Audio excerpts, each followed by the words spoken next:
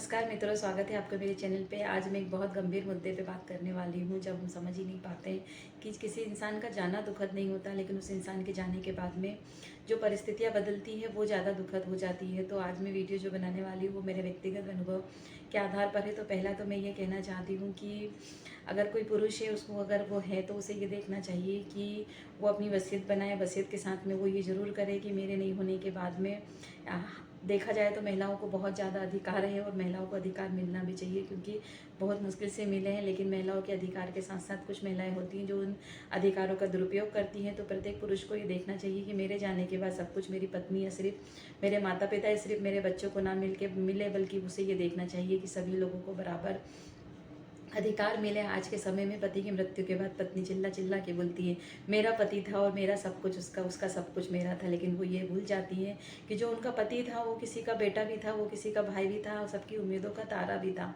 लेकिन वो ऐसा नहीं करती हैं, बल्कि उनको सारे अधिकार खुद ही चाहिए होती है। अच्छा, इसमें एक ध्यान देने योग्य बात यह होती है कि महिलाएं अपने सास ससुर की सेवा नहीं करना चाहती, अपने भानिज भांजों का, नंदों का करना नहीं चाहती हैं, लेकिन उन्हें सब कुछ चाहिए होता है। देखा जाए तो वो बेटे का कोई कर्तव्य नहीं निभानी चाहती है, लेकिन उसको पत्नी और बहू होने के सारे अधिकार चाहिए होते हैं। तो मैं ये कहना चाहती हूँ कि यह सिर्फ अधिकार नहीं, व्यक्ति को कर्तव्य भी निभाने चाहिए, क्योंकि अधिकार और कर्तव्य साथ साथ आते हैं। तो अगर कोई पुरुष ऐसे हैं तो उन्हें अपनी एक वसीयत बनाना चाहिए और देखना चाहिए कि उनके जाने के बाद में पत्नी अपने कर्तव्य को निभाती है या नहीं। ऐसा तो नहीं कि वो अपने सारे व्यक्तिगत लाभ लेके अपने मायके वालों को दे दे या उनको सारी चीज़ें कर देती है। ये एक पति को ध्यान रखना चाहिए।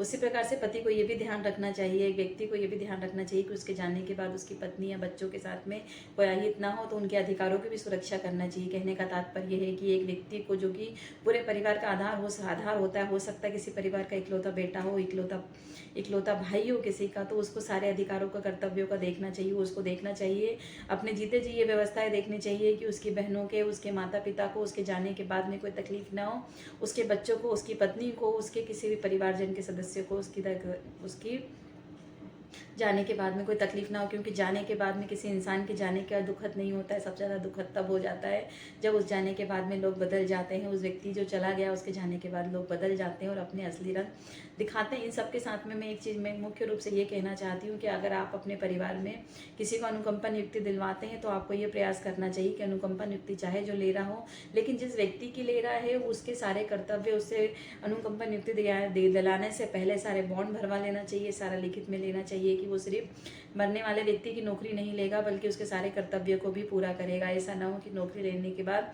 व्यक्तिगत स्वार्थ पूरे करने लगे, या अगर कोई महिला है उसको अनुकंपा नियुक्ति मिली है तो वो अपने मायके वालों का भला करने लगे।